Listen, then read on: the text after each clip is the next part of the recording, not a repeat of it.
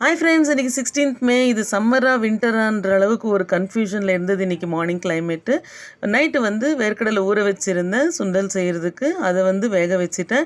இன்றைக்கி என்ன லஞ்சுக்கு ப்ரிப்பேர் பண்ணலாம் அப்படின்னும்போது நல்ல கிளைமேட்டுக்கு இதமாக ஒரு ரசம் வச்சிடலாம் அப்படின்னு சொல்லிட்டு வேர்க்கடலை வேக வச்ச தண்ணியை எடுத்து ரசம் செஞ்சுட்டு பாவக்காய் பொரியல் தொட்டுக்க செஞ்சுட்டேன். தோசை செய்யலான்னு தான் பிளான் இருந்தது. பட் தோசை மாவு கொஞ்சம் குறைவாக இருந்ததுனால தாளிச்ச சாதம் செஞ்சுட்டு அதுக்கு தொட்டுக்க உருளைக்கிழங்கு வறுவல் செஞ்சுட்டேன். எல்லாமே செஞ்சு முடிச்சுட்டு எனக்கு லஞ்ச் பாக்ஸும் பேக் பண்ணி எடுத்தாச்சு. சுட சுட இருக்குது. இது மதியத்துக்கும் சூடாக இருந்தால் நல்லாயிருக்கும். பட் கொஞ்சம் சில்லுன்னு தான் இருக்கும்.